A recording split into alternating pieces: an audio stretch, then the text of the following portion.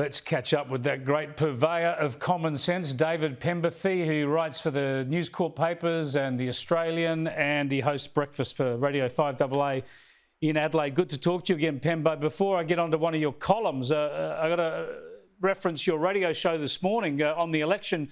You were telling listeners that many in the Liberal Party reckon Boothby is gone, that the Labor Party will pick up the Adelaide suburban seat of Boothby. Look, the Libs were less than confident at the start, and I think the longer the campaign has gone on, Chris, the less confident they've become. You've been discussing the polls that the News Corp papers, the Australian and the tabloids all had this morning, and based on that, I think that the sense of drift for the Liberal candidate, Dr. Rachel Swift, she's got no personal vote because she's a newbie. Yeah. Nicole Flint, the sitting member, has decided to retire. And I think if you take whatever the lefties might tell you, I would argue that Nicole Flint does have a significant personal following in the seat of Boothby. With her out of the picture, at a time when there does appear to be a mood for change, and particularly in what for a lot of voters here in South Australia is the relatively happy afterglow of the Malinowskis government being elected, it does look like Boothby's pretty grim. My understanding is that the Libs are now shifting their focus to sandbagging James Stephens in Chris Pyne's old seat of Sturt. But I've got to say, more broadly, it feels to me like here in Adelaide, I'm watching a bit of a repeat of the South Australian election campaign that happened just 8 weeks ago, because in Stephen Marshall, we had a premier who had a good economic record. He'd lowered taxes, he'd cut power bills, he'd stabilised the energy supply, he'd reversed the brain drain, and he'd also helped preside over a world's best practice response to COVID. But the mistake he made was that in his campaign, he seemed to feel that running on the past, running on our comparative success against COVID, and just sitting back and saying, look, the economic management speaks for itself, surely no one's going to vote for the other guy. There's a pretty obvious parallel, I think, that's emerging.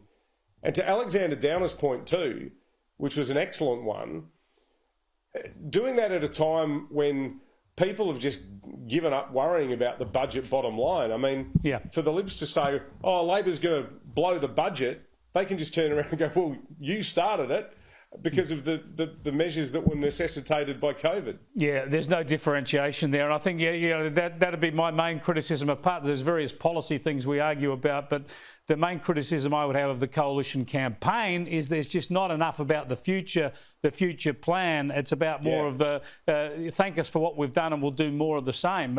So we shall see. It's going to be an interesting last week of the campaign, of course. I've got to ask you about your column. You wrote a typically hilarious column this week about safety, about how we're all so focused on safety in this country. You're talking about your new car. I've recently got a new car too. And, the thing basically drives itself. It tells me off when I'm not holding the steering wheel often enough. It nags me if I try and get out of the car without taking my phone. I mean, just leave us alone.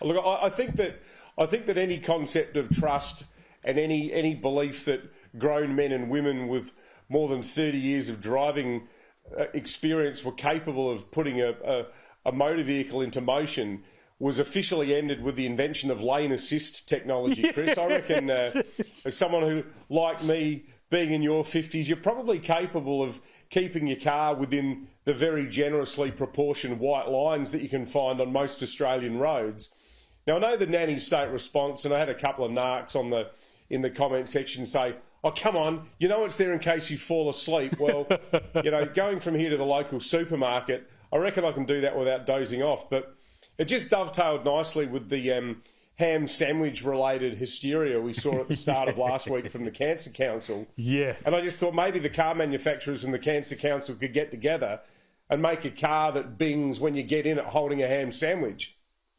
Exactly. Honestly, the nanny state is just running amok. And your observation about cars was a classic today, because my 10-year-old, I was dropping my 10-year-old at school today, and he was talking about what sort of a car he would drive, and he got about halfway through his opening sentence. He says, says, by the time I can drive, they'll be driving themselves anyway. So he's probably right. He'll never have to actually go down to the local police station and do a driver's test.